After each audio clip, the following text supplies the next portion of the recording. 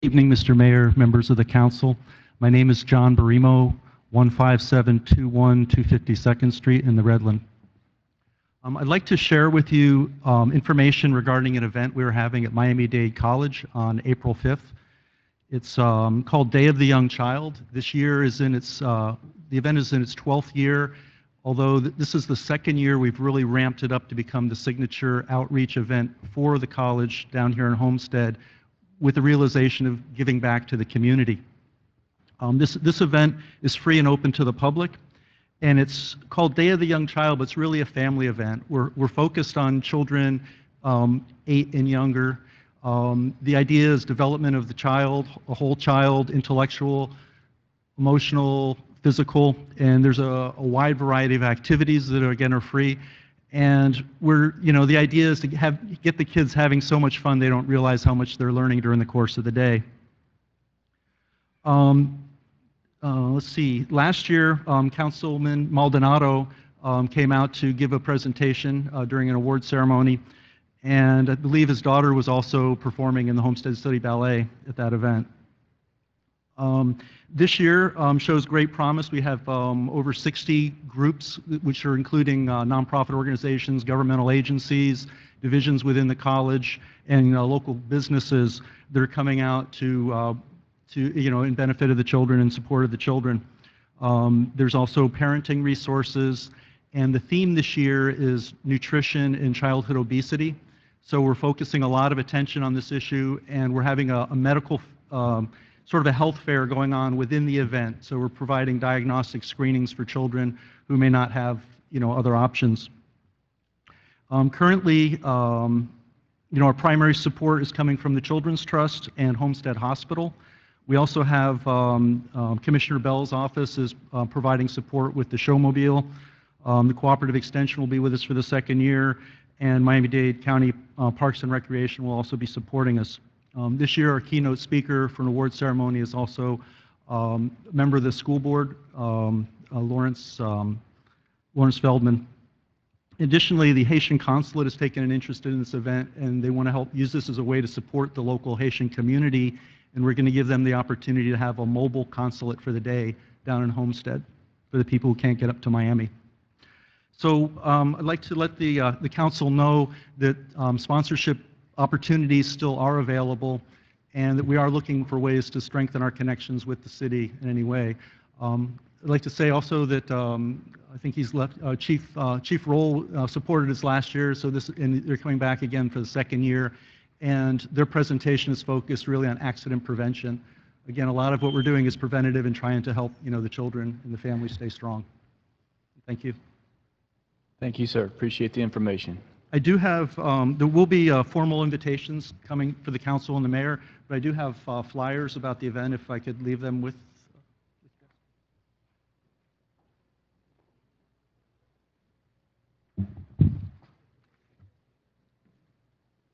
Nothing else in public comments? Okay, what I'm going to do is I'm going to close the public comment at this time, but we've got a couple of informational pieces, special informational pieces that we wanted to kind of do separately, and I'd like to ask Mr. Marshall, Bob Marshall, and his wife Julie to come forward and give us some information. We've got an opportunity in Key Largo with the Veterans Wall, and it might not be back for a while, so we wanted to get everybody as much information as possible. Mr. Marshall. Thank you, Mayor, and thank you for the opportunity for the Homestead City Council and all the residents here. We have an exciting opportunity coming forth on April 11th through the 14th. We have the traveling wall, the Memorial Vietnam Traveling Wall, coming to Key Largo. This will be the only time it'll be in South Florida this whole year. The next closest place will be north of Orlando. And this gives South Florida, Homestead, and the Florida Keys an opportunity to see the wall, to get its feeling, and to, and pay respects for the 58,000 people, men and women in the service that died during that conflict. A little bit about the wall. The wall is 144 feet in each wing. It has two wings. It's almost a football field long. It's 3/5 the size of the one in Washington, D.C. We will construct the wall starting on April 8th. No, April 8th. It's going to take us 4 days to do it. It's all done by volunteers. It will be done by laying a platform, preparing the ground. We'll install lights so that it will be illuminated at each and every evening. We'll have 2 volunteers standing guard as guardians of the wall. This is a great opportunity, as I said, and we have a great opportunity for Homestead, South Florida, and the Florida Keys to come and pay respects to the wall. We'll have the signings where you can rub on the rubbings on the wall. We'll have a luminary there that will, if you have a certain special person that you're looking for, we're going to have people that will show you where that person is on the wall. You can do the rubbings. It's going to be at the community park in Key Largo, which is at mile marker 100. It's on the ocean side. It's just by the Waldorf Plaza. If anybody's been to Key Largo, it's in that location behind it. The people that are doing this are all volunteers. There is nobody getting a salary. There is 100% of the funds, the donations, the pledges, all are going toward this wall.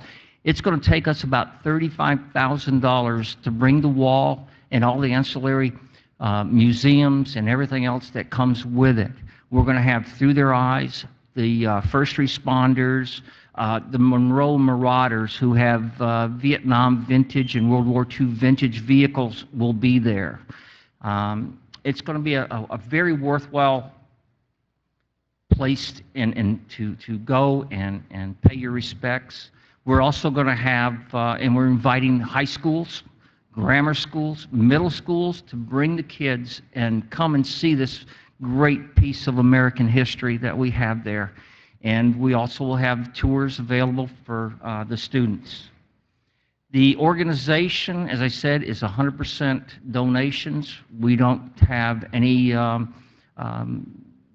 corporate money. We're doing it through sponsorships. If there's corporations, businesses, individuals, or cities that want to donate to our project, please do so. We'll leave some flyers at the back of the room, which has the date and more information about the wall.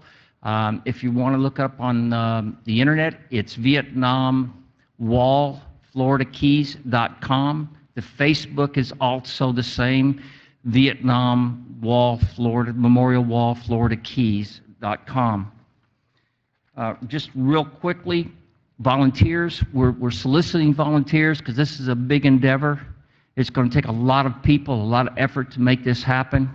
And if anybody wants to volunteer, you can contact the number or the Facebook or the website to get more information on volunteering.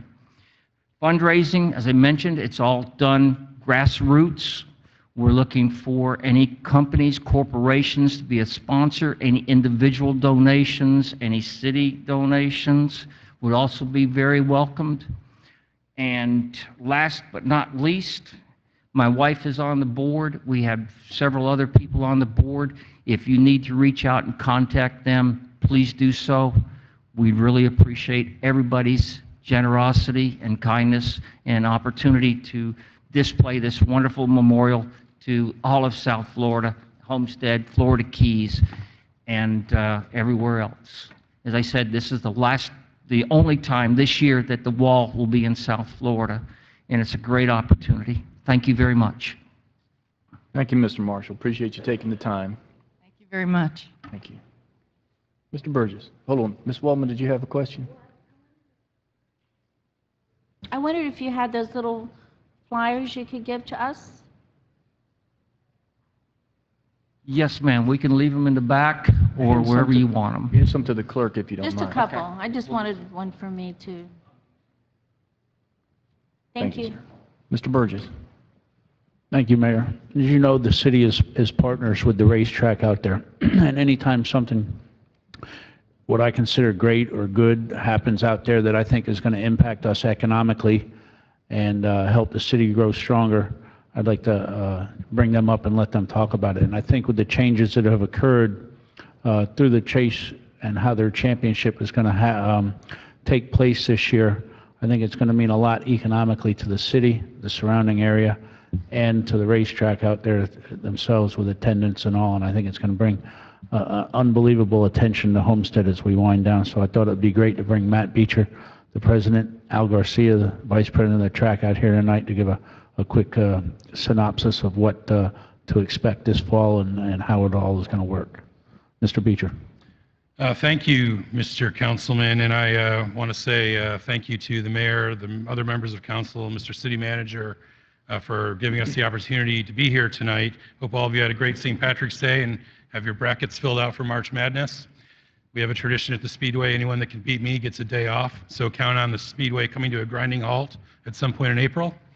But that's not why we're here tonight. Why we're here tonight, as Mr. Burgess alluded to, is something that is going to be tremendous for this community, something that we had been lobbying for the better part of 4 years. And honestly, had we been able to sort of write out exactly what we wanted and handed it to NASCAR, it wouldn't have been as good as what's actually come down. We've got a couple big changes this year, the first of which is the way that the cars are going to qualify. It's the smaller of the two changes, but NASCAR has made some big changes in terms of how the cars qualify. For those of you that have been out on a Friday or Saturday, the cars used to go out one at a time, and it was arguably a little bit tedious to watch. If you got rain halfway through, it was all for naught. We started the cars based on points. What we're going to do now is the top half of what you see here, the cars will all be on the track at the same time and will be competing for the best time together for a 25-minute session. Then the best 24 cars of the 43, after a 5-minute break, will move on to a second round where they'll again try to better themselves, and everything starts clean again. So the fastest 12 cars from that session then advance to a final round, and the cars are set based on those times. So much more dramatic, much more compelling, not only for people in the stands, but people watching on TV. It's already met with rave reviews at the 3 races where we've had it so far this year. So that's something we're really excited about. It's going to make our Friday tickets much more valuable and put them in a lot more demand for folks. So we're excited about that. The next change is absolutely huge. As those of you that have been around for a while know, that NASCAR has historically crowned its champions based on really consistency, the ability to accumulate the most points throughout the year. Those of you that are engaged in this may recall in 2004, NASCAR came up with something called the Chase for the Sprint Cup, where we took the 10 best drivers after 26 races and sort of put them in a playoff format to contend for a championship in the final 10 races. Over the years, they've added more drivers to that, but again, it's been based on point accumulation. And so as a promoter, what happens is a guy gets out of the car and he says, "Oh, I got a top 10 today. That was a great race." And I don't know about you, but I don't know anyone that goes to a football game and says, "Hey, we only lost by a field goal. That was great." Or in our case, a father and son getting out to the car and celebrating an 8th place finish for their favorite driver. Now championships are going to be totally dependent on winning. In order to qualify for the chase, you're going to have to win. What NASCAR is going to do, and Al, if you'll show us here, NASCAR is going to qualify the top 16 drivers based on wins after the 26th race at Richmond in September. Those 16 drivers will be seeded based on the number of wins they have, getting 3 points for each win. And they've taken the final 10 races of the year and broke it into segments or rounds. And at the end of each round, 4 drivers will be eliminated from contention. So you see the first round is made up of Chicago, New Hampshire, and Dover. After Dover, the bottom 4 drivers will be eliminated. Then we'll move on to the next round and the next round. And what that means for Homestead Miami Speedway in this community is we are guaranteed 4 drivers in contention on November 16th during the Ford 400 when we crown our champion. In past years, this past year as an example, Jimmy Johnson had to finish 29th or better to win the championship. Not too exciting. Couldn't say it at the time, but the reality is no one wants to go to an event to cheer for somebody to finish 29th or better. Now we're going to have 4 guys come in, all on equal footing. There won't be any point differential, and the best finisher among the 4 is our new champion. Now, don't get me wrong, the other 39 cars will also be competing, but it's those 4 that will be in contention for the championship. So we're really excited about that. In the past, the talk value about Ford Championship Weekend would ramp up around July. Because of this new format and the fact that by winning a race, you virtually guarantee yourself a place in the chase, people are talking about us now. They were talking about us in February during the Daytona 500. The media value associated with that is absolutely huge. I talk all the time about economic impact being around $250 million. The media value is exponentially more than that, and it's a great branding opportunity for this community and the scale that this is going to bring, not only to our attendees, but the TV audience and everything else is just huge. And then the third thing I just want to mention very quickly is that we recently signed a 10-year television contract with NBC. This will be the last year that we'll be on ESPN, but starting in 2015 through 2024, we will be on NBC for the championship race. That's, again, another opportunity where we take this that's already going to sort of build and amplify what we're doing down here and now give us an even larger media platform, that's already on in more than 200 countries and 30 different languages. So we're incredibly excited about that. Any questions? Well, Mr. Beecher, if you could, I remember when this announcement took place, you put out you're a big Twitter guy and keep up with the things that are trending and all that. And I remember receiving something from you that Homestead was the leading trend that day or something, the word Homestead and all that. Yeah. And I just wanted to bring out how, as he was talking about marketing and branding and all that, the attention that the little things, or not little things because that announcement wasn't little, but it does bring to our community as people look that up and if they Google Homestead or whatever and pops up. So I think it's, an opportunity for us to advertise ourselves out there and build on what opportunities come from things like this. And if you want, you could give I know you had all the stats. Yeah, we at one point, and it wasn't long, John, I don't want to it was, for an hour or so, we were trending worldwide in the top 10. Homestead, Florida was. And, that's the great thing about this opportunity is the drivers don't, as much as I'd love them to, they don't say, oh, well, when we get to Homestead Miami Speedway, and they don't say when we get to South Florida. They say, when we get to Homestead, I'm going to win the championship. It's all about Homestead, and that's a huge opportunity for all of us here. Thank you. Thank you, Mayor, for the opportunity to let them. Thank you, Matt. Now, one of the things that was really important, the 2 issues that we just brought up kind of in the special, they're really special. It's really special what you're doing out there, and the community needs to know how important this is for us. And I appreciate John and you and Al coming and giving us an update, because it is true, exactly what you said. If you watch racing at all, they all talk about, when I get to Homestead, I'm going to do this, but they do talk of Homestead, and it does put us on the map in a very positive way. They stopped talking about Hurricane Andrew for a while, Yeah. And if I may, Mr. Mayor, we had a big Trans Am SVRI weekend a couple weekends ago. The weekend after Memorial Day, we're going to be hosting Formula Drift for the first time ever.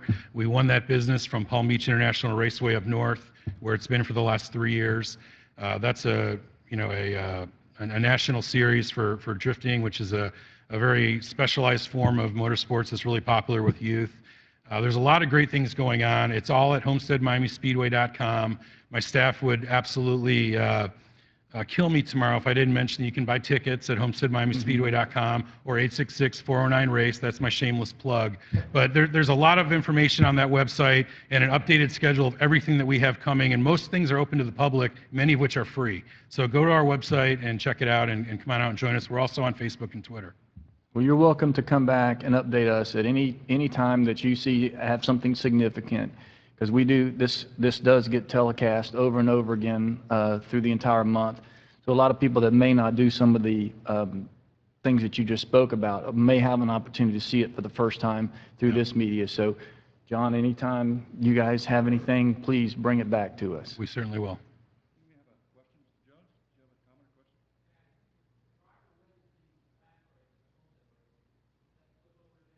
No, no, we are the terminating event. So the driver that wins our race wins the race. If he happens to be one of those four, he also wins the championship. But no, it's that's what's great about it. It's the finality of what's going to transpire there. The drama just goes through the roof, and it's easy to follow for the fans. You're not having to do math in your head. Just whichever of those four guys finishes first or ahead of the others, he's our new champ, or she. Yeah, this is a very, very big deal for us. This is really huge, and that's why it was very important that we get an update. So thank you guys very much. Thank you, Mr. Berger. Thank you. Okay, so next item is additions, deletions, deferrals. Anything? Mr. Attorney? Nothing? Item tab 1 is the consent agenda. Is there a sec? Okay, moved and seconded. Let's see, we're going to take tab 1 through tab 12, correct? Yes. Let's see, tab 1 through tab 12, consent agenda, moved and seconded. All in favor? Aye. Motion carries. Tab item 6, I guess, public hearing. Mr. Attorney? Yes, Mayor. This brings us into the quasi-judicial section of your agenda. Please be advised the following items on the agenda are quasi-judicial in nature. If you wish to comment upon any of these items, please indicate the item number you would like to address when the announcement regarding the quasi-judicial item is made. An opportunity for persons to speak on each item will be made available after the applicant and staff have made their presentations on each item. Swearing in, all testimony, including public testimony and evidence, will be made under oath or affirmation. Additionally, each person who gives testimony may be subject to cross-examination. If you do not wish to either be cross-examined or sworn, your testimony will be given its due weight. The general public will not be permitted to cross-examine witnesses, but the public may request the counsel to ask questions of staff or witnesses on their behalf. Full agenda packet on each item is hereby entered into the record. Persons representing organizations must present evidence of their authority to speak for the organization. Further details of the quasi-judicial procedures may be obtained from the clerk. In accordance with Code Section 2-591, any lobbyist must register before addressing the council on any of the following items. At this time, council members must disclose any ex parte communications they've had concerning any of the items on this evening's quasi-agenda. Hearing none, at this time, the clerk will swear in any persons who wish to testify on any of the following items. Please stand and raise your right hand and repeat after me. I state your name, hereby swear or affirm that the information I present shall be the truth and nothing but the truth, so help me God. Thank you. You may be seated. Tab 13. Yes, Mayor. Tab 13 is a final order of the City of Homestead, Florida, granting a certificate of use to allow the sale of beer and wine for off-premises consumption in conjunction with the operation of a convenience store located at 906 Northwest 4th Street, as legally described in Exhibit A and providing for an effective date. Any questions from council? Joe? Yes, sir. Sir, we recommend the mayor and council approve the attached final order granting Mutton Management Quick Mart a certificate of use permitting the sale of beer and wine for off-premises consumption only in conjunction with a convenience store located at 906 Northwest 4th Street.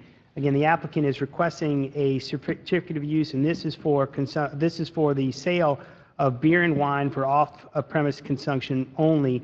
The property is zoned in the Liberal Business District, or B3, and has a future land use map designation of heavy commercial use, both of which permit the convenience stores.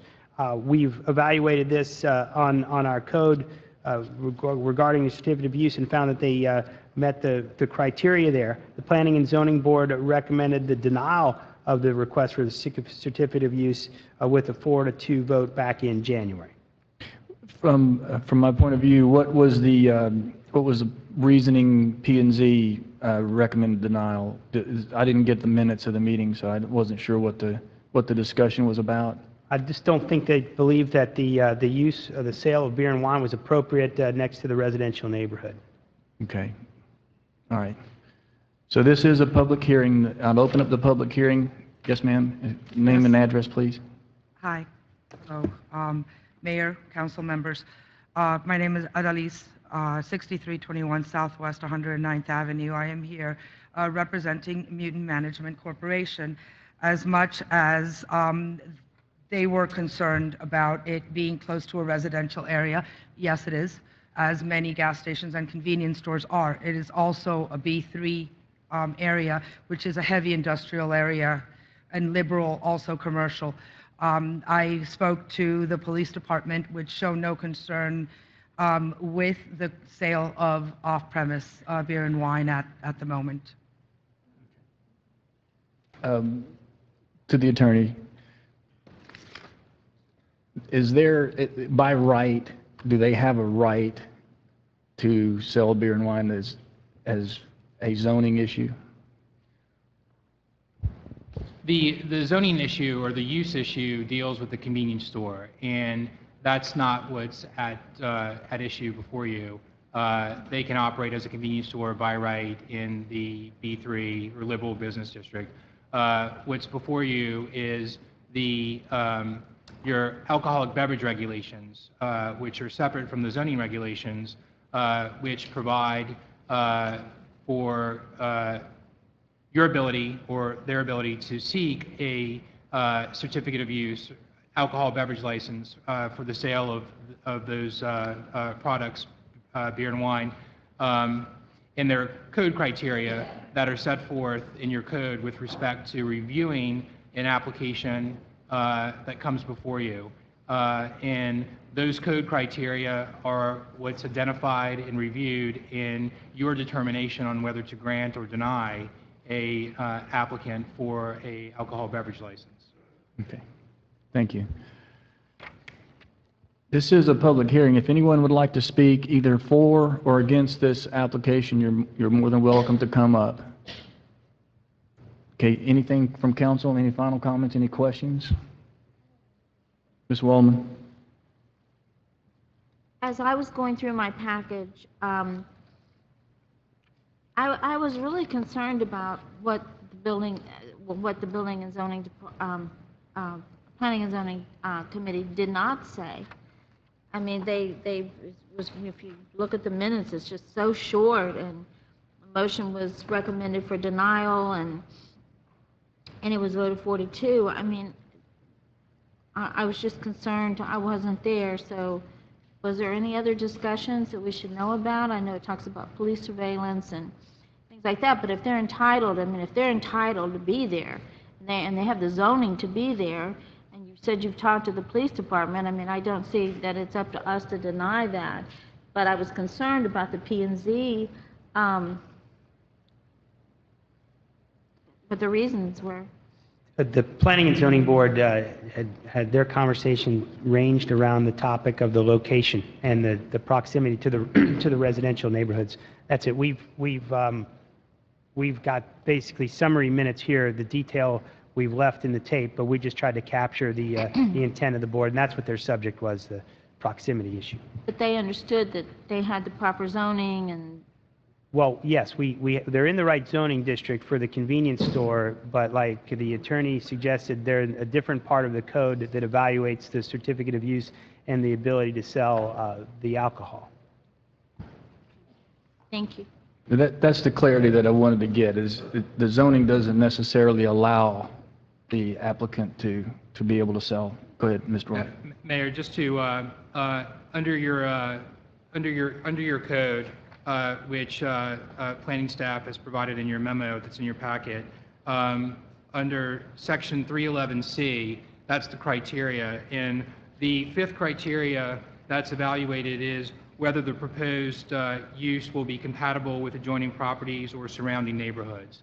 And I think that's what Joe had mentioned, where the Planning and Zoning Board had some concerns, but staff has evaluated it and given you their opinion as well. So. Right.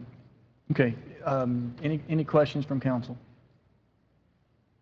Okay, I'm going to close the public hearing. Any final comments from you at this point? No, I'm sure that the proper decision will be made. Okay. I'll close the public hearing. Is there a motion for approval, or what is the actual question? What's the wish of the council? It's So it's a final order instead of a resolution. In this case, it's a final order. So the requested action is approval of the final order. So is there a motion to approve? And if there's not, it's a motion to deny? Then if there's not a second, that motion would fail, and then you would solicit a secondary motion for Okay. denial. Any motion from council? I'll make the motion for approval. Motion for approval, is there a second? I'll second. Okay, motion is and seconded for approval. Any final comments? Roll call? Councilman Burgess, No. Councilman Maldonado, Yes. Councilwoman Faircloth, No. Councilwoman Wallman, Yes. Vice Mayor Shelley, No. Mayor Porter, No. motion fails. Okay. Anything else? Tab 14? Yes, Mayor. Moving on to tab 14. Tab 14 and 15 pertain to the same proposed single-family development subdivision. Tab 14 is a site plan approval. Tab 15 is the corresponding tentative plat. I can introduce and read the titles to both of these items, and you can open up the public hearing and have discussion collectively on each, and then take a separate vote at the end on each. Okay. Tab 14 is a resolution of the City of Homestead, Florida, approving the request by SR Acquisitions for site plan approval of a 26-unit single-family residential subdivision on an approximately 6.45-acre parcel located south of Northeast 3rd Court, east of Southwest 162nd Avenue, west of the Homestead extension of the Florida Turnpike, and north of Southwest 320th Street, as legally described in Exhibit A and providing for an effective date. Tab 15 is a resolution of the City of Homestead, Florida, considering the request by SR Acquisitions for tentative plat approval of a 26-unit single-family residential subdivision on an approximately 6.45-acre parcel located south of Northeast 3rd Court, east of Southwest 162nd Avenue, west of the Homestead extension of the Florida Turnpike, and north of 320th Street, as legally described in Exhibit A and providing for an effective date. Any questions from council on tab 14 or 15? Now I'll open up the public hearing. Mr. Mayor? Yes, sir, I'm sorry. Mr. Thank you. Burgess. To Mr. Cordino, Yes, sir. with this property, because we lack sidewalk over in that area, are they required, I can't tell by the sketches and all that, to put a frontal sidewalk on out there along the Farm Life Road, 180? No, sir, they're putting sidewalks internal to development in front of the properties, 5-foot wide sidewalks fronting the homes. Inside, I'm talking about outside along where their property butts up to Farm Life Road. Will they have to put a sidewalk there for anybody that's walking along that road to use? No, sir, we have not required that. Thank you. Okay, Joe, who's going to put it there? Good question. But Mr. Burgess brings a very valid point. We did some connectivity with asphalt out there just to try to join things together. So if you're going to do all the internal and leave the frontage, I think we may want to, as a condition of this development, if you'd like, we can ask the applicant if they would put the sidewalk there. It would add connectivity. Mr. Burgess, that's where he was headed. So as we proceed, let's take into consideration that aspect of this project. So this is a public hearing. The applicant is at the mic, so welcome. Name and address, please. Good evening. Hugo Arza with the law firm of Holland and Knight, address 701 Brickell Avenue. Joined today by Tony Gonzalez of SR Acquisitions, LLC, the property owner, as well as Andrew Starr, the architect for the project. I'll start right off the bat. We are providing that sidewalk on 162nd Avenue, so we can sort of dispense with any drama when it comes to that. I will otherwise be brief because we are fortunate to enjoy a recommendation of approval from both your professional staff, with whom we've been working with for several months on this project, as well as your Planning and Zoning Board, which unanimously approved this project a few weeks back. This is a 6.5-acre parcel. Unfortunately, the boards are completely on the other side from me, but we have an aerial photograph of the site and of the area, 162nd Avenue, and then basically 320 Maury ends right there at 162nd. I'm sure you're all familiar with the road and the area, but we have an aerial, and then next to it we have the site plan that we're proposing. This is a code-compliant project in all respects. R1 zoning designation, there's no change in the zoning, there's no change in land use. We're basically building a project that is allowed as of right in terms of all the other criteria, lot sizes, no variances whatsoever. So really we're before you today with what we think is a wonderful first step in this community for this developer who has some other projects in the area. This is a 26-unit project, a great way to start. Some of the renderings of what the homes will look like and the fine work that they do is below the two boards that I have of the aerial and the site plan. But again, I'm happy to answer questions. It's a code-compliant project that enjoys your staff's recommendation, that enjoys the Planning and Zoning Board's unanimous approval. And so I would hope and ask humbly for your support this evening so that this family-owned business can get up and running with this project. Mayor? Ms. Waldman and Mr. Burgess.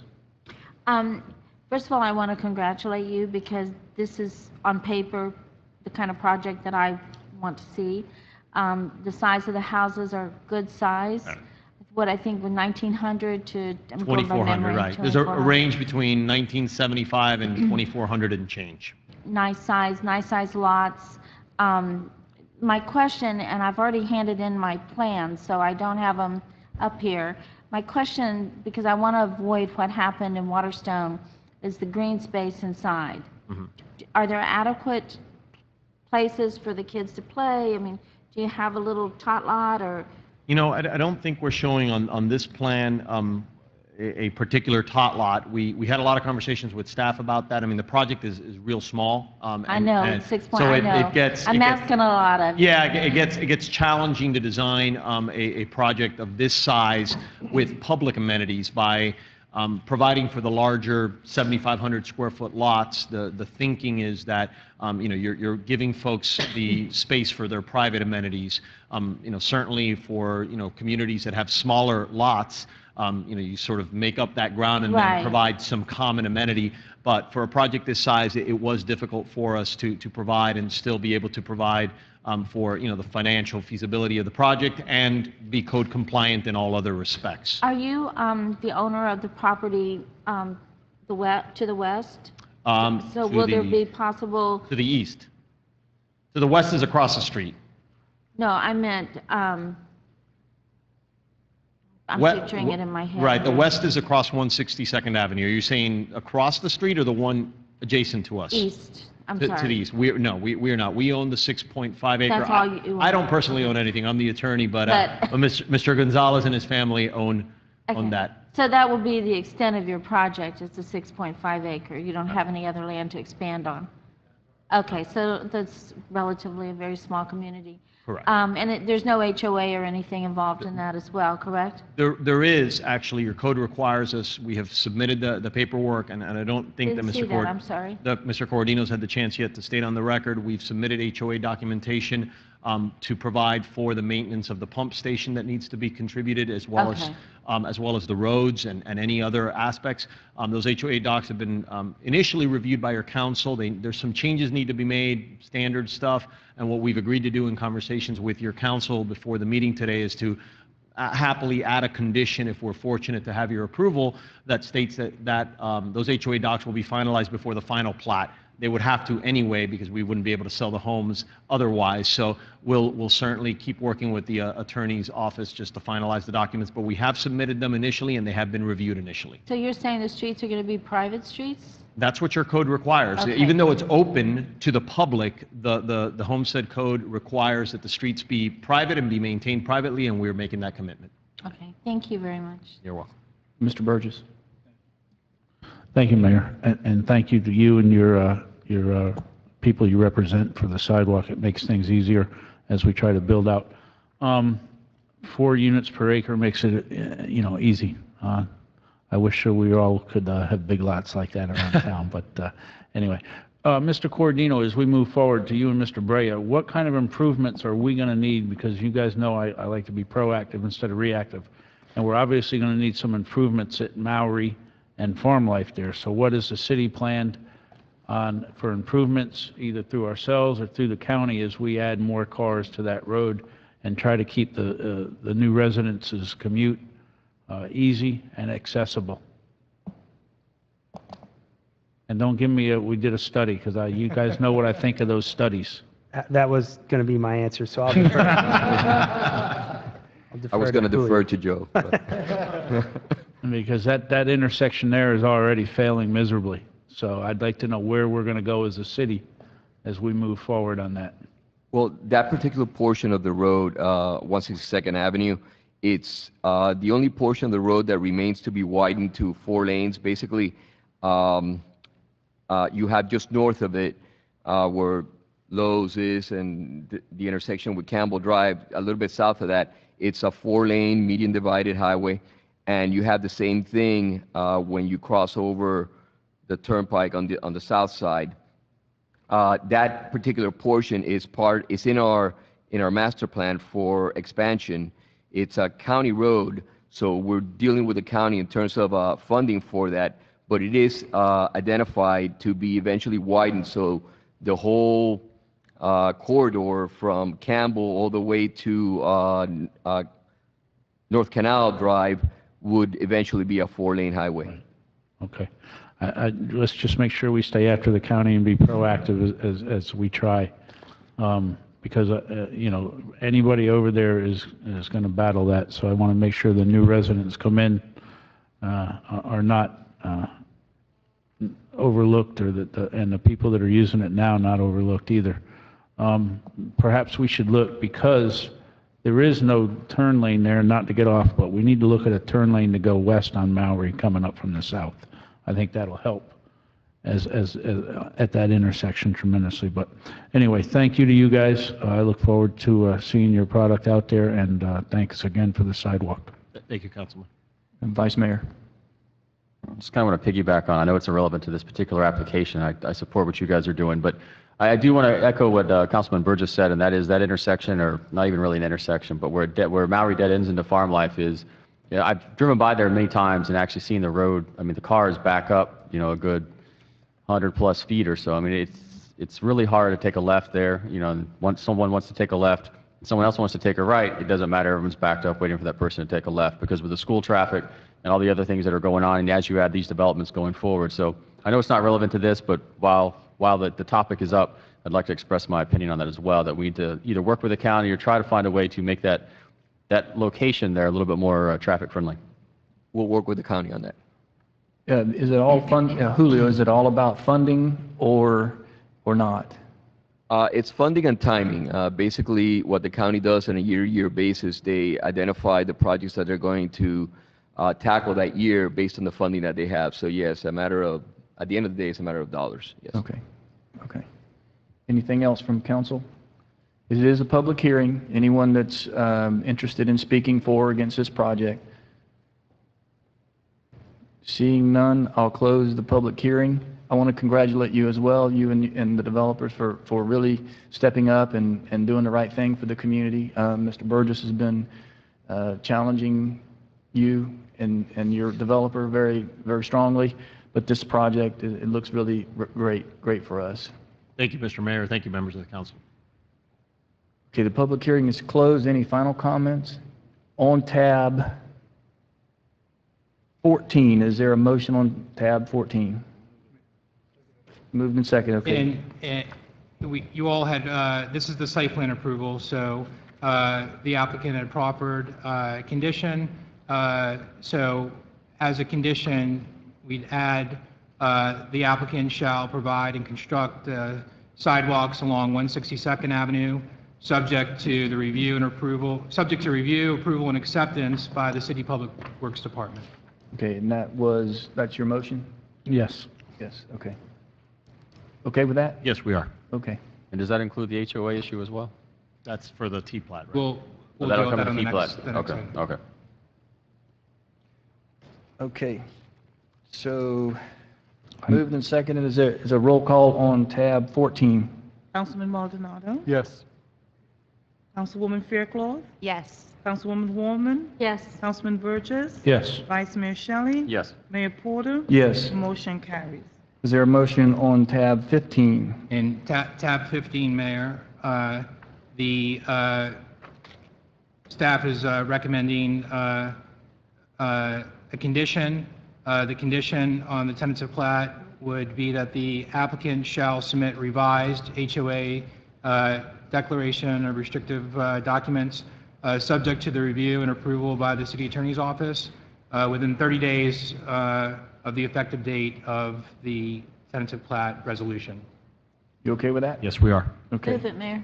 It's moved, is there a second? Second. Seconded by Ms. Patricia? Down there, you're all by yourself. Yeah. Any final comments? Roll call, Madam Clerk. Councilwoman Fairclough. Yes. Councilwoman Wallman. Yes. Councilman Burgess. Yes. Councilman Maldonado. Yes. Vice Mayor Shelley. Yes. Mayor Porter. Yes. The motion carries. Thank you very much. Thank you very much. Tab 16. Mayor, with regards to tab 16 and tab 17, we can do the same thing. Both tab 16 and 17 pertain to the same proposed project, a proposed supermarket for Publix. Tab 16 is the site plan approval, and tab 17 is the waiver of plat. Okay. So I can introduce them, you can open the public hearing, collectively discuss them, and we'll take a separate vote. Okay.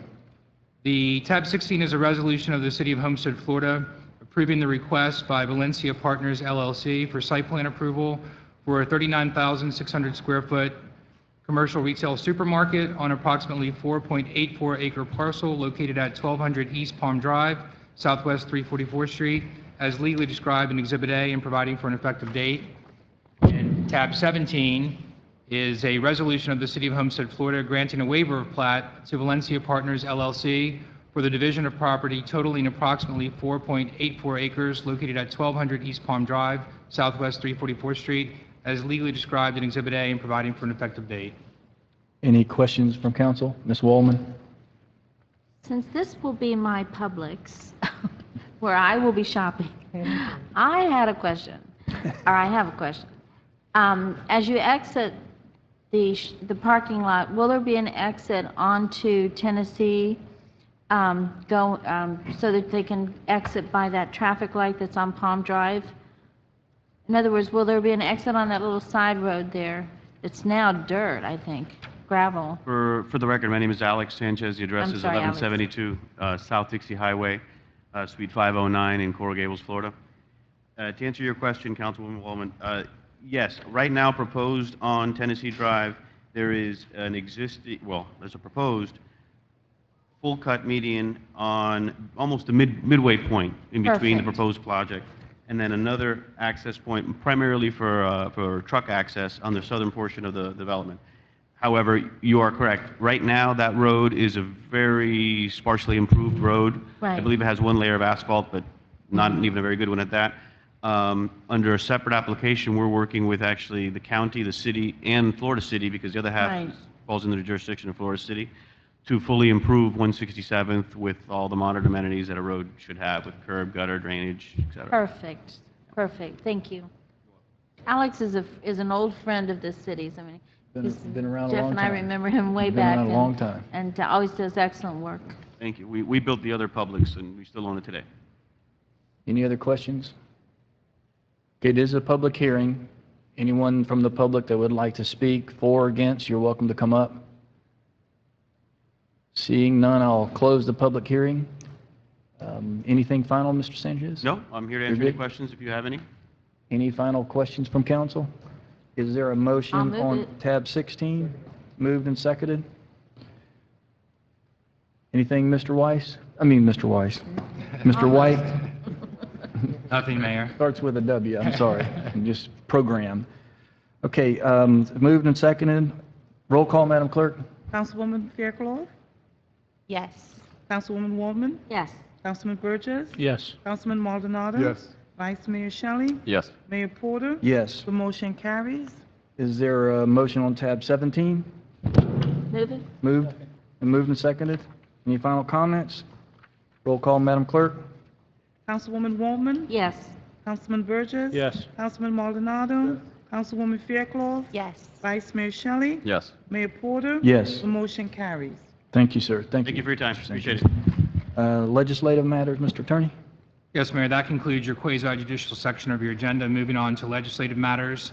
Tab 18 is the second reading of an ordinance of the City of Homestead, Florida, amending the City Code of Ordinances by amending Chapter 24, Streets, Sidewalks, and Other Public Places to establish Articles 7, news racks within the right-of-way, providing for regulatory intent and purpose, providing for definitions, providing for location and placement, providing for maintenance, appearance, and installation standards, providing for permit and certificate of compliance requirements, standards, timeframes, and procedures, providing for insurance and indemnification requirements, providing for enforcement, providing for appeals, providing for severability, inclusion in the code, conflicts, and an effective date. This is second and final reading. Mr. Manager, anything from staff on this? Yes, sir. This is one where I believe we need your direction. We're recommending that you adopt the proposed ordinance dealing with the news racks within the right-of-ways. And we've gone and taken direction. We understand the need out in the community to organize the streets, make them safe and secure. We've made outreach to the various stakeholders, and we've come to a slight difference of opinion relative to 3 issues with the proposed ordinance. So we have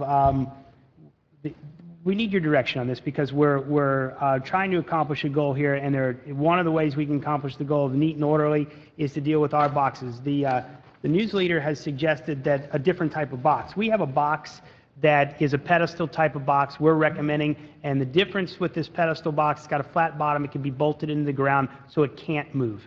The news leader has a traditional rectangular box that can't be bolted down, and therefore it is movable.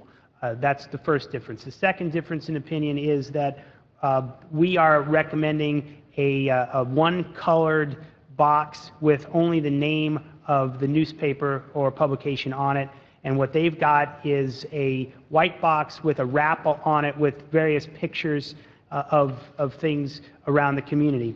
And the third issue that we have are is the permitting fee. We're recommending $125 as a permitting fee, and we do that because we believe that's what it will cost us at the rates of about $65 an hour to receive the application, to go to the site to examine it to make sure that we should approve the permit, and thirdly to go out and to the site after it's installed to make sure that it's installed correctly. To accomplish the goal of a neat and clean and orderly street corner that we're looking at, similar to many other communities like in Fort Lauderdale, if that's the ultimate goal, I think that we should implement the staff's recommendation. If we want to accomplish the goal of taking a step to remove the boxes of the free papers that are being used for drug drops and other unseemly type of things, then I think we're fine with going with the recommendations made by the news leader. We'll still have a neat order. With that, we'll still have a neat and orderly appearance. It just won't be the permanent box. We're going to have to remove the boxes during hurricanes. They will get crooked. They often have to be attached with a chain to something so somebody doesn't steal them. So it's really just what you have in mind as the ultimate goal that we need input on, and we're fine with either one because I do think we're going to see an improvement on the streets no matter what. Mr. Burgess. Thank you, Mayor. You guys may remember, it's been 4 or 5 months now that I brought up this item for discussion. And my goal, as I stated then, and I'll state again tonight, is to get rid of the unsightly boxes that have taken over Chrome Avenue, Campbell Drive, and now we're reaching out into the neighborhoods themselves. I don't know who owns them. I don't know how they get here, but all of a sudden at night you'll see 10 or 12 more show up, kind of like those clothing drop boxes did for a while until we took control of that. And I understand as we try to tweak our city ordinances and all that, and try to clean it up, that not everybody's going to be happy with us, and not everybody's going to be pleased with the way that our language is written. And I think we've reached out to the news leader with meetings and discussions. I know that I've had discussions with them. It's been told to me that they've had discussions with other council members who also brought up concerns the first time when we had this reading.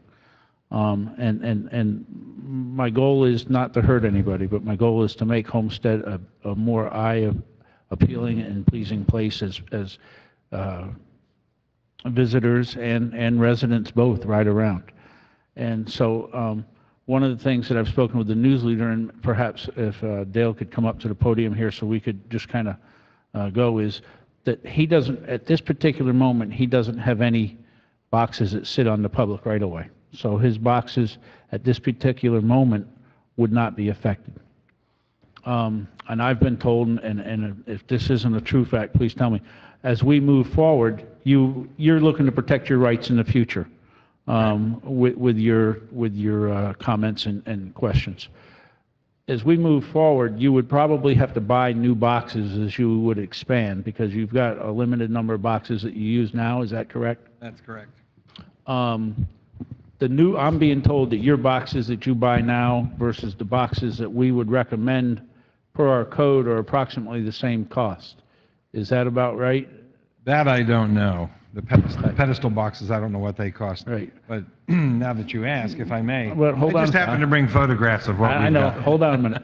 Because what my suggestion is as you go to look and go to there, and you got to buy new boxes more than likely, and I think you've even stated to me that as you expand, you would have to.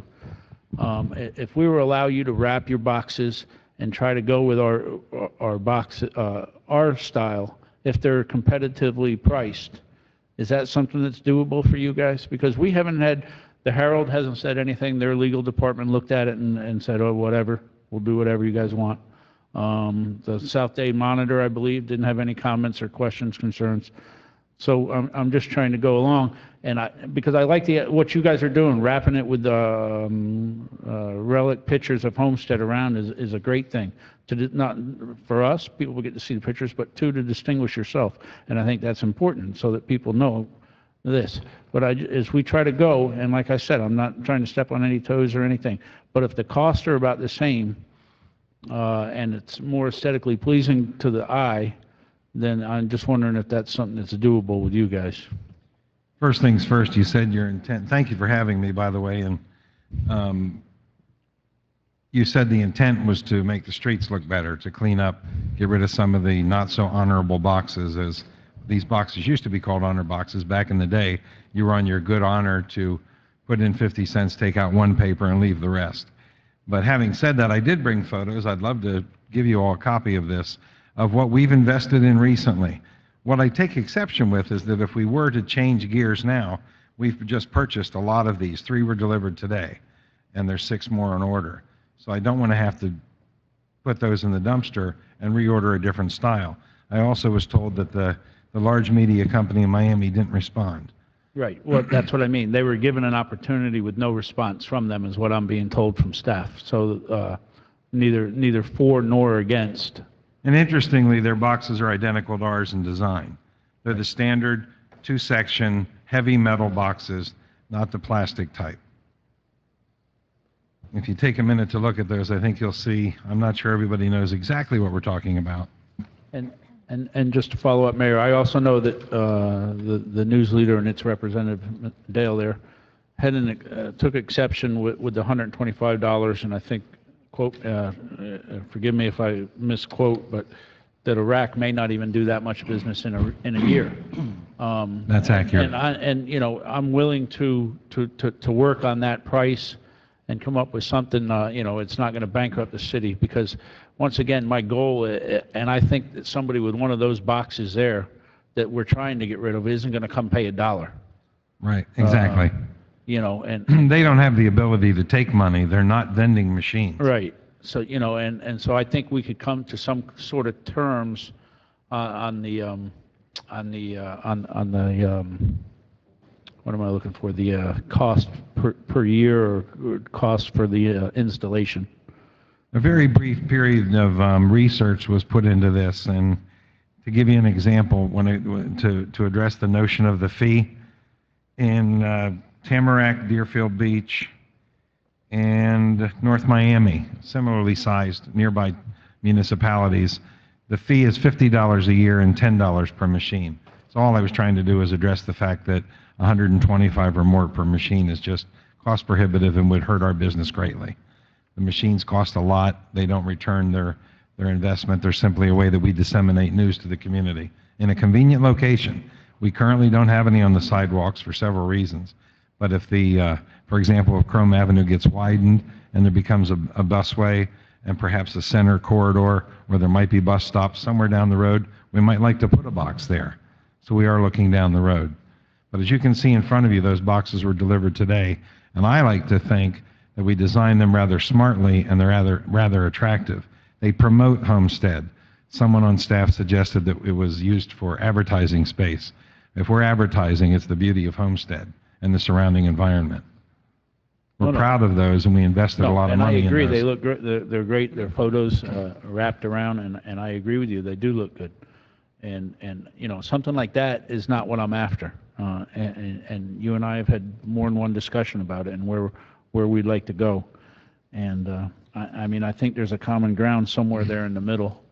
But as we look, and you bring up the widening of Chrome, or where you'd like to put them, that's many years down the road. Perhaps. And by then they may have a whole new structure that we use, and you're trying to protect that right tonight, and I understand that, and that's why I said, would the possibility of looking at what we put in for the future, because you don't, like I stated, you don't, and you did, you don't have them on the public right away right now. And in 5 or 6 years or 4 years, as Chrome is one of your goals, as we spoke about, and the trolley stop where visitors are all the time, I'm just trying to say, can we maybe look at using what we're recommending, because you're looking down, 5, 6, 8 years down the road too. We would consider anything as long as the language doesn't prohibit the use of these that we just purchased. Is that reasonable? Joe, how can we cap how many have you purchased, I guess, would be a question. By the time it's all said and done, we're probably going to hit 18. 18 of this, what you're looking at. And are those, out of those 18, how many are earmarked for public right away at this time? Today, zero. Zero. But as we discussed, I'd like to put some in more popular places. We're on private property now. In fact, I'd like to note for the record that a local supermarket chain requested one of these be brought to the front of their store. Oh, I have because no they way, like the way they no problem with complement the way they community. look. We're I'm just glad. trying to But look is two things, I Really think, ought to nail is this our thing purpose. down, you know that, don't you? One, so they don't get skewed around and just thrown anywhere where they're set. And then secondly, so the city doesn't have to worry about them if an unfortunate situation of a hurricane comes through town where, one may get forgotten or something, and then it's damaged somebody's property and that whole thing. So I think that's, we're looking for that. It's not to, not that these are not good looking, because I like the way they look. And I hope, So do we. I hope the boxes that we plan could be wrapped like this, that we're recommending it somehow. So with that, Mayor, I'll let somebody else. Yeah, let's get some other comments. Vice Mayor? Thank you, Mayor.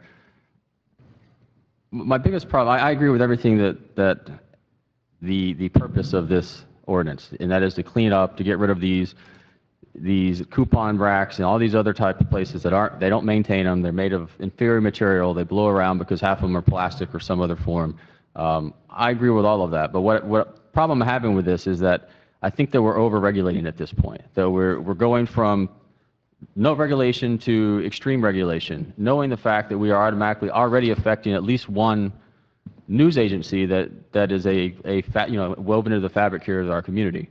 The fact that we didn't receive a comment from the Miami Herald or the Monitor, means that it hasn't affected them yet. But if their boxes look the same as these, then the minute this ordinance goes into effect, there's a good chance that we're going to start to hear some rumblings from them, and we could have some issues. And so the way I look at this is that, rather than pass something that we know automatically is already going to cause a problem, based on what you said earlier, a modified version of this resolution would still allow the news leader to operate in its current form, but also clean up the boxes and address most of the issues that we have. Now, what we won't have is uniformity and that we won't have everything being very rigid, looks the same, and no one can differentiate one type of box from another. But that's not really what I'm looking for. I'm looking for getting rid of the non-newsworthy type boxes. And I know there's a First Amendment right thing, and I know that's all addressed here in the memo and how it's been drafted, and I support that. But the way I would like to see it is, to let them continue doing what they're doing. Let them have these wrapped boxes. Let them, because we know it's going to affect them now. So I just think we're over-regulating at this point. Same thing with the fees. I think that we can find some common ground there on the fees as well as, but the type of box and the single color box, I mean, I'm okay with what they have. I mean, I think these are beautiful boxes, and I think that we can have similar requirements of other news medias as well. So that's kind of my position on this, and then if we can find a fee resolution somewhere between something that's reasonable that's going to allow them to still do what they're going to do. Because I just can't pass something that I know automatically is going to have a negative effect right off the bat. So that's my concern. Ms. Faircloth? Yes, thank you, Mayor. Thank you, Councilman Burgess, for championing this. And I like the fact that you came with an idea to get a common ground, because I wanted to ensure that the ordinance that we pass isn't far-reaching. And as in its current form, I think it is too a bit far-reaching, because when you originally gave birth to this idea, it wasn't because we had an issue with the news leaders, those other companies. So if we pass it in this form, then it's going to be punitive to the news leader, and we don't want that. So the fact that we're here coming together, trying to reach a conclusion that's mutually beneficial for the city and one of our hometown vendors, I think that's a step in the right direction. But in its current form, I think it's too far-reaching. Anything else? Ms. Waldman? I couldn't agree more with Ms. Faircloth. Actually, these are pieces of art. These are beautiful. Thank you. They're very beautiful, and it's wonderful advertising for our city. I too thank Mr. Burgess for championing the cause, and with your leadership, we've done a good job getting rid of some of the unsightly boxes that were around town. But the news leader is history. I mean, it's history, and you're not trying to get away with something that is hideous. This is very, very nice, and so I think we need to go back and restructure and make sure that because this could put a small paper like this out of business. I mean, I remember we used to get the paper every day, and then it went to twice a week, and now it's once a week. It wouldn't help our current challenges. No, it wouldn't. And I must say that your paper's getting more and more and more.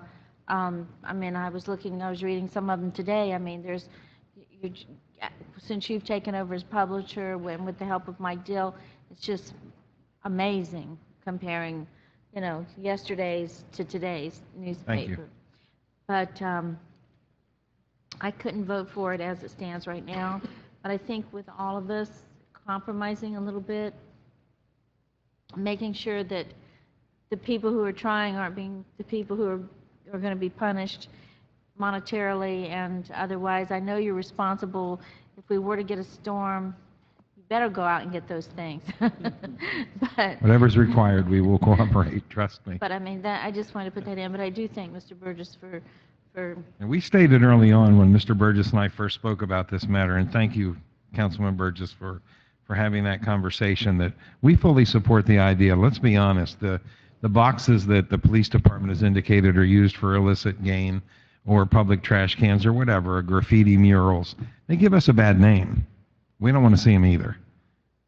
Having said that, what we're showing you tonight is we'd certainly like your support to continue to put them out and just help the streets look a little better. Anything else, Ms. Waldman? Mr. Burgess? Thank you. And I'm here to give and take. What I don't want to do tonight, and Mr. Cordino had some ideas. I spoke with him earlier today because Dale's a friend of mine, and I'm not here from day one. I've said, not to hinder his ability to do business. And I think Mr. Cordino has some ideas tonight, because what I don't want to do is have them have to go back and come back to us in another 30 days and we say something in 60 days. Because the process of this whole kicking in is like a 30 or 60-day process to where those things are out there. So those boxes could be out there for another 6 months or so. I'd like to see them going. And I think Mr. Cordino had something where where we could do, and I would put down that the fee is exactly what the other cities say, $50 and $10 or whatever, exactly what it is. I would offer that up. If the city manager says, you know, whatever I say goes, you know, I got to make sure we're obviously not going to bankrupt the city with a few boxes out there to be checked upon. And then Mr. Cordino and I spoke, and there was some middle ground, I think, where he said we could go with these type of boxes and move forward with this tonight. And if maybe he could give us a few words about how he thinks that could work for everybody. We have language in the ordinance already that discusses if the box has graffiti on it, it's not in a neat and orderly manner, that we will notify the owner and have the owner come out and remedy that within a number of days. I think probably what we can do is do the same thing if they become unorganized or they're falling down, those types of things, and ask the owner to go out there, straighten them up, put them in order again after a reasonable amount of time, just like the language says with the neat and clean appearance, and we would be fine. Permitting would be the same. We'll make sure that the sidewalks are clear, can fit the devices, and that they are straight in that manner. So it's just a matter of changing the language to permit the non-pedestal style box, allow the pictures on the side of it, and then reducing the fees. If the consensus is $50, we can reduce the fees to $50. Then my first is to Mr. McChesney. Is that something that's doable with you guys? I believe so. Those are the three big issues. So I mean, that still cleans up the boxes. He's allowed to use these boxes that he's gotten new, and we bring the fees down to what. And I thought the fees were high, but you know, as we try to, you got to start somewhere. You got to put a number out there, and that's probably Mr. Cordino and his staff came up with what they thought was an actual cost basis for those numbers. And so I mean, of course, we have to adjust, and you know, it may not actually take that long, but if they sit in an office and say, okay, this is what it's going to take us to leave here, go out, look at the box, do our examination, come back to the office and write a report and go through the paperwork for the permits. They came up with that number, so that's how that number was drafted. And I'm willing, if with you guys, if we could make those changes tonight, and James, you'd have to help us with some language there. Yeah. Maybe we could keep this ball rolling tonight as we try to make Homestead better. This is final reading. So, I mean, it's over after this. Correct. So- So we have really two options if you'd like to proceed. One is to defer action, second reading on the item tonight, send staff back to come back at your next meeting with the revised language, or try to flesh out language this evening to incorporate into this ordinance in the various places. And Now, I think Mr. Cordino's pretty much stated what the language would be, and we came up with a dollar figure of what Mr. McChesnick stated earlier as a dollar figure that he seemed to be agreeable to. If I may, I would welcome the idea, even if it was just until next week, to perhaps regroup and look at the language. Well, I can tell you, I will not be here next month, and I'd like to be here when it's read, so we'll have to put it off for 2 months. I don't want to delay the wheels of justice. I do, however, there was language in there regarding the setback too, that caused I guess questions. If we're going to flesh this out now. No, hold on, wait just a second. Let's step back just a second, because, you know, I tend to feel we've overregulated in this, Joe, in this ordinance. This basically says these will not exist in Homestead. And if that's what we want, if that's what the majority of council wants to do, then that's what we'll do. But it's written to eliminate completely this type of box being in existence. I'm not sure I'm ready to go to that level. You know, my gut feeling is telling me, I thought we were going to get at the table, iron out some of the issues, and then come back with something that was more middle ground, but it's come back kind of just eliminating the boxes. So my personal feeling is, if we have to do a special call, there's things in here that I don't like, myself personally, but I just think that to try to do that, myself feeling, to try to do that tonight is a little bit of a stretch for me, and I don't want to have to vote against it. And if there's a motion to defer, I can agree to defer, but I can't agree to go forward right now with this, even not knowing there may be some other things that I think may need to be massaged too. So that's my input. Ms. Patricia, did you have anything, Mr. Malone? I'll just take a moment just to chime in. You know, I think we all agree that the intent was right and just cleaning up, and I think we're all for that as we move along.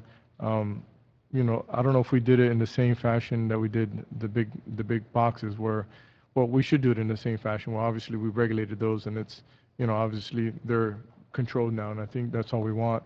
So, you know, I'm concerned, my concern is that the language as it's stated right now, as the mayor just mentioned, is basically going to, you know, shut these things down, which in a sense, you know, is what we wanted, just to, you know, in the sense of cleaning up. But I couldn't support it as it is right now, and just to flesh it out this last moment. So I would be for, you know, I don't know if we do we have to do like a special call or something? Well, let me get Ms. Wallman, and then we'll start talking about, well, we got a public hearing, and we'll start talking about what the motion might be. I wouldn't support it as it states right now. Thanks. As it is. Ms. Wallman?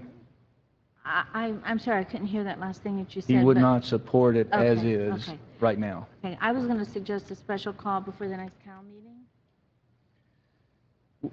Well, but first of all, let's see if there's a motion to do anything with it as to either not pass it in its current form, or is there going to be a motion to defer it subject to some working?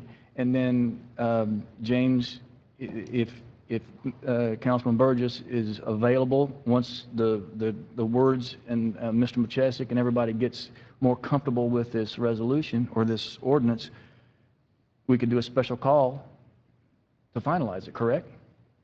All right, I'll make that motion. Excuse me. We can defer it to a date certain so that we preserve the advertising. Right. Otherwise, we'll have to re-advertise it, and we'll just have to make sure that we have enough time before that meeting to re-advertise it. So if we have a date certain that you'd like to defer this to a special call meeting, we can announce that, and that would preserve the advertising, so you don't have to meet the advertising requirements of, you know, the 10 days, 15 days before it has to go in the paper. That's, I think, where we're trying to go, because I don't want to kill it tonight, but I know Mr. Burgess wants to be involved in the final say, and we want to accommodate that. So, So my Ms. motion Wallman. would be to defer it to April 8th and have a special call right before the CAL meeting, if that's agreeable to everyone. Is there a second? I'll second. Okay, moved and second. Okay. Mr. Burgess, you okay with that? Yes, sir, I'm fine with that. And that'll be, will that be sufficient time for all parties to get together and Yes, sir. finalize this thing and be done with it once and for all? May I request that we actually meet then and discuss this and go over it with the com? Mr. Manager, they will meet, please, sir. It's very important for that to happen. Please make that happen. Okay, so there is a motion to defer time specific. It is a public hearing, so I'm sorry, we kind of got all wrapped up in what we were talking about, but anyone that wants to speak on this besides Mr. Machesik? Okay, so I'll close the public hearing. Any final Thank comment? you all very much. Roll call, Madam Clerk. Councilman Burgess? Yes. Councilman Maldonado? Yes. Councilwoman Fairclough? Yes. Councilwoman Wallman? Yes. Vice Mayor Shelley? Yes. Mayor Porter? Yes. The motion carries. Thank you, everyone. Tab 20. I'm sorry, 19. I'm jumping ahead. I'm ready to go. 19. Yes, tab 19 is a resolution of the City Council of the City of Homestead, Florida, approving the termination of management agreement with Seminole Cultural Arts Theater, Inc., authorizing the city manager to execute documents, providing for an effective date. Mr. Manager, anything from staff? Staff recommends that the council approve the resolution authorizing the city manager to execute a termination of management agreement with the Seminole Cultural Arts Theater, Inc., doing business as the Seminole Theater, a not-for-profit corporation. The Seminole Cultural Arts Theater, Inc., a not-for-profit corporation, understands and acknowledges that the City Council has scheduled a bond referendum to be held on May 13, 2014, with respect to financing renovations and improvements to the theater. Should the referendum pass, state law and federal tax law will impose restrictions on any management agreement that the city may enter into with a private party with respect to the management of the theater. This termination of management agreement becomes effective contingent upon voter approval of the referendum. There's also a companion car, 1127, that deals with their lease that follows. Vice Mayor, anything? Yeah, sure. Just clarification. So what this does is it essentially allows, if the bond passes, it allows the city to then determine whether they want to manage the theater or do we want to hire out an outside professional management group. But it opens up the door for us to make decisions about our property if the bond were to pass. Is that correct? Yes, sir. Okay. And I think just for some history's sake, some clarification on kind of how the Seminole Theater Group came to pass. You know, I started working with them about 2 years ago when I was designated as the liaison for them. And so I wasn't quite sure how the history of the process was. But after I learned more about it, it turns out that really the theater group in the city had kind of gone in together. It's a group of very interested parties who were concerned about the Seminole Theater and the history, and historic structures, and cultural arts within our downtown. And so they teamed up with the city of Homestead to save that theater and try to resurrect it and bring it back to life. And they were always envisioned to be the not-for-profit arm of the city, that they would be there specifically to be able to receive grants from various organizations to help rebuild the theater and to help revitalize it. And so that's kind of been the process and what they've served as in their capacity. And then ultimately, for whatever reason, politics came into play, and they kind of have a separation between the city, and they didn't work together as good as they used to. And so this kind of allows us to go full circle now and to kind of eliminate the original way that things were set up and now give us a free, fresh palette to work from, assuming the bond referendum passes, to then go forward and revitalize, hopefully, that theater. Thank you. Any other questions from council? This is a public hearing. Anyone would like to speak for or against? Seeing none, I'll close the public hearing. Any final comments? Is there a motion? Second? Second. Okay. Roll call, Madam Clerk. Councilman Maldonado? Councilwoman Fairclough? Yes. Councilwoman Wallman? Yes. Councilman Burgess? Yes. Vice Mayor Shelley? Yes. Mayor Porter? Yes. The motion carries. Tab 20.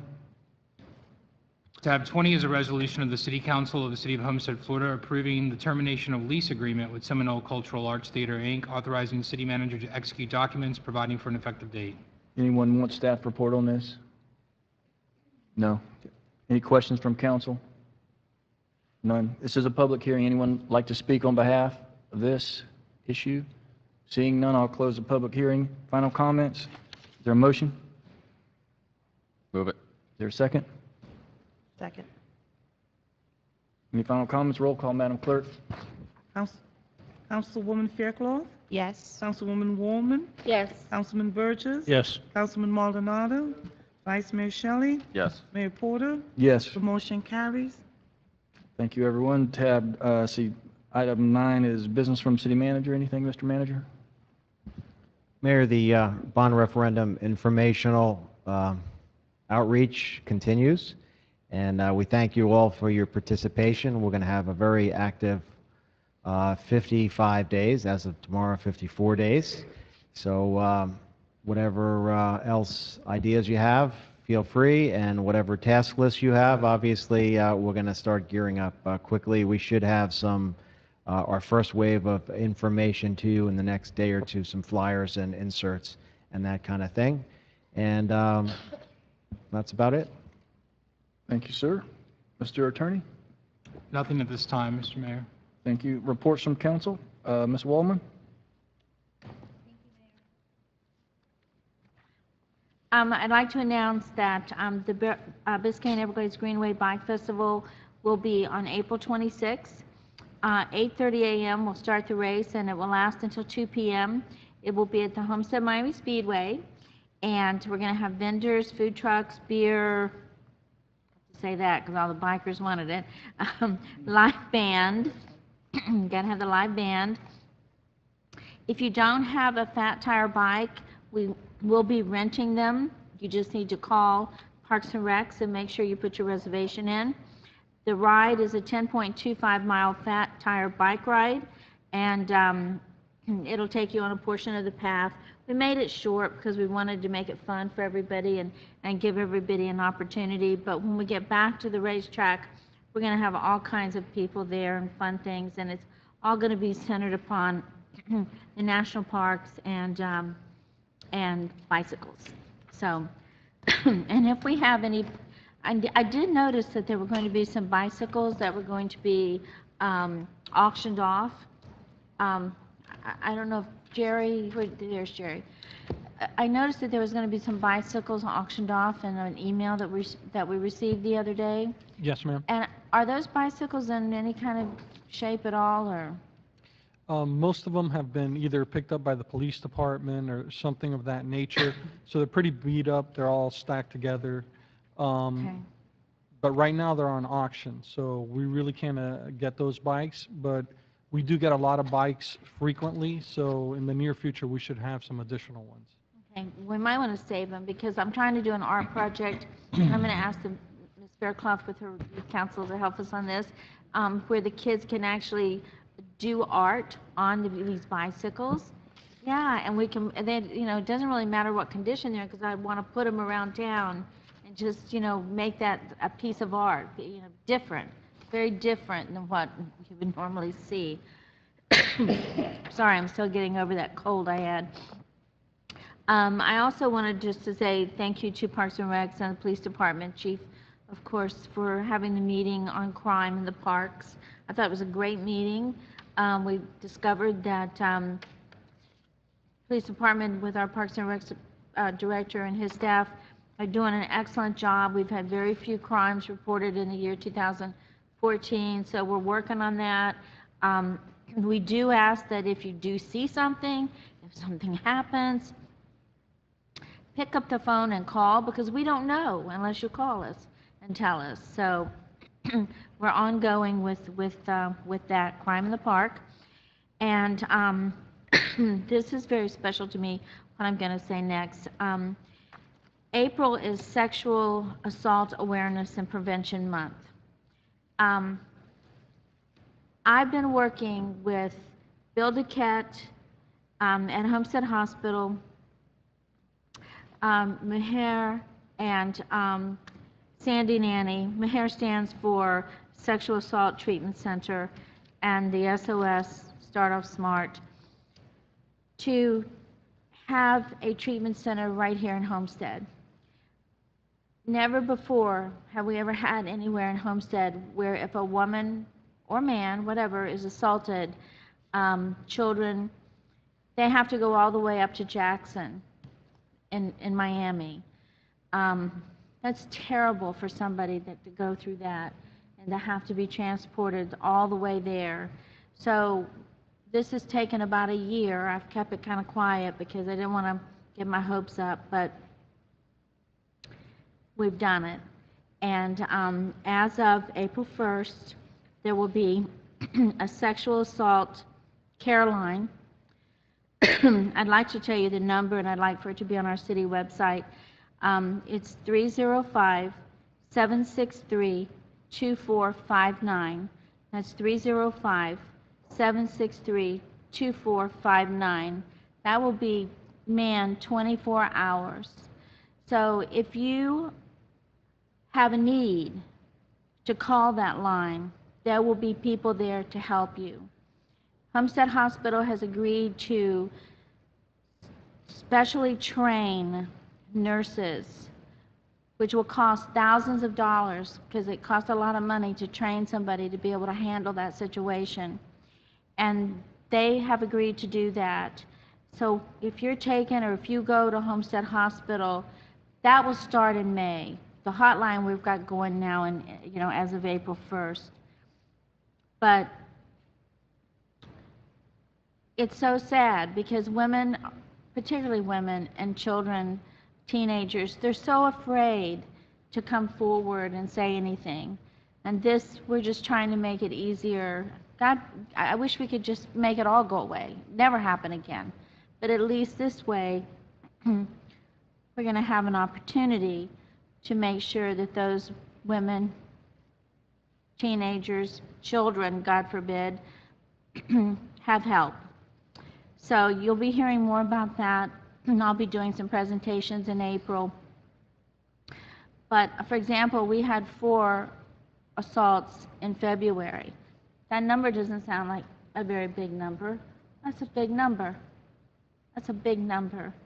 And oftentimes we find that when they have to go all the way downtown, you know, they'll change their mind, they'll get scared, you know, they don't get the psychological treatment that they need.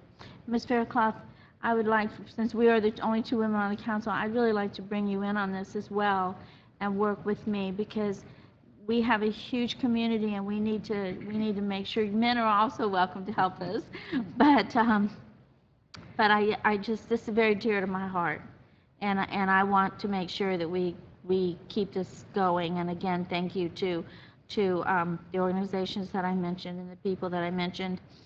Again, just a quick reminder that you're going to get arrested on April 9th for our jail and bail for Relay for Life. Get ready. I even changed the date because we were going to be out of town on April 1st. So, and then thank you to Major Kennedy and Chief and Police Command staff, everybody, for the highway holdup on the 19th, I think it is, right? Oh, and one more thing. That traffic light, I'm going to kind of push this over to Vice Mayor, but the traffic light on 15th Street in Chrome, I know he's been working on it, but boy, I'm telling you, I get more complaints everywhere I go. Can't you do something about that traffic light on 15th Street in Chrome? And it's hard. I mean, I know it is, but I'm putting it over there. He's going to do a good job. Does everybody hear that? Call him. No, Just for clarification, the 15th Street in Chrome, what's the complaint? That it's... Well, first of all, it takes 3 or 4 lights to get through it.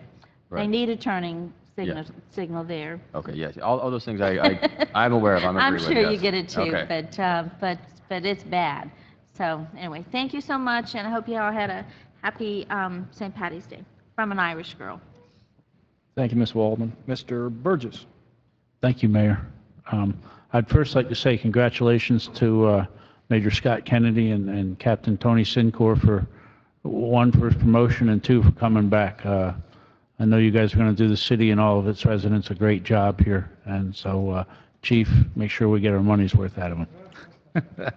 I would also like to bring up the fact, since I'm not sure what we can do legally, but I know when I was at my last League of Cities dinner meeting, and I'm not sure where Art South is, but the fire department made a suggestion to me that perhaps they should look at the old Station 16 and see if it's a piece of property that they could use, and perhaps the fire department could work with them. So I don't know who on staff, or I know that Councilman Shelley is their liaison. I'm not sure where we are. I know that they had, I think, moved up to Palmetto Bay or something. But I just wanted to make sure that everybody was aware that the fire department came up and solicited me and suggested that idea. So I think it's worth looking at and talking to them about it and see where we can get it, because Art South is a part of our community, and whatever we can do to make sure that they've got somewhere here. Any questions? Paul Blake would be a contact for you. Thank you. At 137 and 328, the stoplight I talked about a while back is being marked and on its way to being put up. As I told everybody at the Committee of the Whole, the question that I had asked everybody to help me in moving forward with an interlocal agreement over a stoplight at Pacific Boulevard in Kingman. Fortunately, the county, through Mr. Brea's diligent work and some pestering from whomever else, has found the money for us, and we're hoping they're going to start in July or August is when we're hoping the actual build-out starts. The engineering part has already started and is well underway. I'd like to tell Dennis and his complete staff, Pedro and everybody, nothing but compliments and thumbs up. They say JD Red has never looked as good as it does now, and they wanted to tell you and your entire staff thank you for bringing the fields up to par and stuff. So thank you. On May 3rd, there's a golf tournament at the Keysgate Golf Course to benefit This Is the Dog. I know that some of us are going to be golfing. I expect the manager's going to be out caddying for me that day. And for those that aren't golfers, they're going to offer a lunch with a silent auction. The cost is $20 for the lunch, And Ron McGill from Zoo Miami will be down as the MC, I believe. And that, so anybody that's looking for something to do on Saturday morning, May the 3rd, it's a shotgun start at 8 o'clock. And I think the foursomes are $500, all of it to go to the charity. And I can tell you as a fact, they've never been in the black 1 month, so I hope this is a successful event for them, and perhaps they could find the black side of the column one time. I'd like to tell Patty we missed her tonight and wish her a speedy recovery too. I see she's not over there at the desk tonight, so I hope she's doing well, and maybe she's watching us on the internet. And Patty, we're thinking about you and wishing you a speedy recovery. And that's all, Mayor. Thank you. Thank you, sir. Mr. Maldonado? Thank you, Mayor. And just piggybacking off of Councilman Burgess's, last year's event for the golf fundraiser, just their silent auction alone, they had some great things item. I had some people wave me off like, this is mine, please stop bidding on it. So there's some really good deals, and it's a really good cause. So I look forward to being part of that as well. The only thing I really have is just that as we draw near to the May event of Relay for Life, just want to continue to bring up that awareness. And we've, with Terry and the Relay staff and team, they've done an excellent job. I mean, I think the numbers that we're putting together might be like an all-time high. And so there's a lot of good things happening with that. And like I said, from my personal side, you know how effective that organization has been in my life. And so this is a way that we give back. So I really appreciate your support as a city, as a team, as your staff, you know, to join on and even try to make it out there when we have it. We're going to have it on a Friday night. So, you know, made it easier for folks that, you know, leave work, might stop by and take part of that. Another fundraiser that we're having, again, as they mentioned, is that on March 24th, 25th, and 26th, any purchases done with Papa John's Pizza, they're giving back. And so if you want information, I'm hoping that our Begonia is going to put that up on our Facebook page. And you could also, you know, get that information from my Councilman Maldonado page and, you know, join us that day and having pizza. Other than that, that's it for me. Thank you. Thank you, sir. Ms. Faircloth. Yes, very briefly. I'm ready to move forward with the Education Committee. So this is the last call for any prospective applicants to express your interest in being a part of this committee. To please submit your letters of interest or resumes to our city clerk so that we can get this board formed, appointed, and ready to work. I would respectfully request that you submit that interest by April 8th so that we can move forward after our April council meeting. And finally, this is for parents. It's very important for you to be aware that the start date for the Florida Comprehensive Assessment Test for Reading, Math, and Science and end of course exam has changed. Originally, the start date was April 22nd. Then it got moved to April 14th. And as of today at 3 p.m., the new start date is April 16th. So this is important for all of our parents and the community to be aware that FCAT Reading, Math, Science, and end of course exams commence on April 16th. Thank you, Mayor. Thank you. Vice Mayor Shelley. Thank you, Mayor. I have 2 items. The first is I wanted to, I guess, ask staff what could be done. As many of you know, this past Sunday there was the double shooting at the Oasis Tiki Bar, which is over there on 15th Street. And I've gotten many complaints even prior to that incident taking place regarding loud music, disorderly conduct, and things of that taking place over there in that particular location. And then since the shootings have taken place, I've gotten even additional, I guess, residents have reached out to me and expressed their concern. And so what I'd like to do is ask staff to look into and see. I know that particular establishment has changed hands a lot over the last couple of years, to maybe look at it and see what, you know, are they up to date with their certificate of use? You know, do they have a business license? Are they compliant with all the code provisions? You know, are they, you know, making sure they're not selling alcohol when they're not supposed to be selling alcohol, and that they are running the establishment the way the establishment should be running, or any other method that you guys can recommend or think of that would help, you know, make it maybe less of a disturbance to the community. So I wanted to ask for that, and also make sure my colleagues would support me in trying to find a way to resolve that issue. And then the second issue I have deals with FDOT. You know, at the last CAL meeting, or 2 CAL meetings ago, we had FDOT come and give a presentation regarding the Chrome Avenue widening and the effects that it might have on those palm trees. I've had multiple meetings with FDOT and city staff with them to find out, could we find a solution to resolve this issue regarding the palm trees. And the first solution they proposed was that they were going to move the palm trees on the other side of the sidewalks, and that they would agree that they would pay for any damage to them for 3 years if any died, et cetera, et cetera.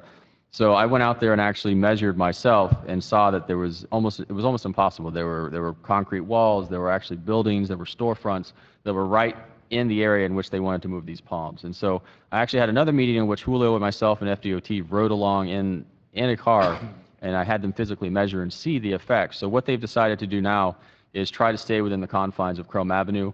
And so what they're proposing is that we remove the bike lanes off of Chrome Avenue, that we reduce the concept they had for the medians to just painted striping, so that would allow them also to reduce their footprint. And they're going to be taking that to their central office to try to get that approved and come back as a preferred alternative if all things go well. They told me that 4 weeks ago. They needed about 4 weeks to give me a decision. I got an email recently saying that they should hopefully have something within 2 to 3 weeks. But what they also needed to help their case at the central office is they needed a letter from the city specifically requesting to preserve the royal palms along Chrome Avenue, to reduce the typical sections along the roadway, Chrome Avenue, to do so.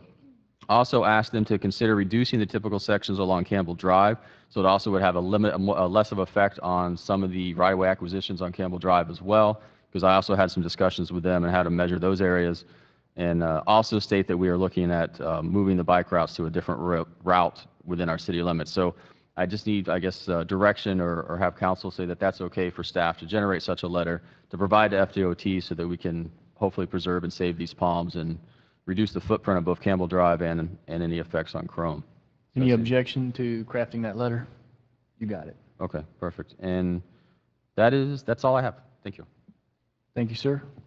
Under my business, I just have an announcement of 4 openings for the special masters. We're trying to get all of our committees filled, as Ms. Faircloth alluded to.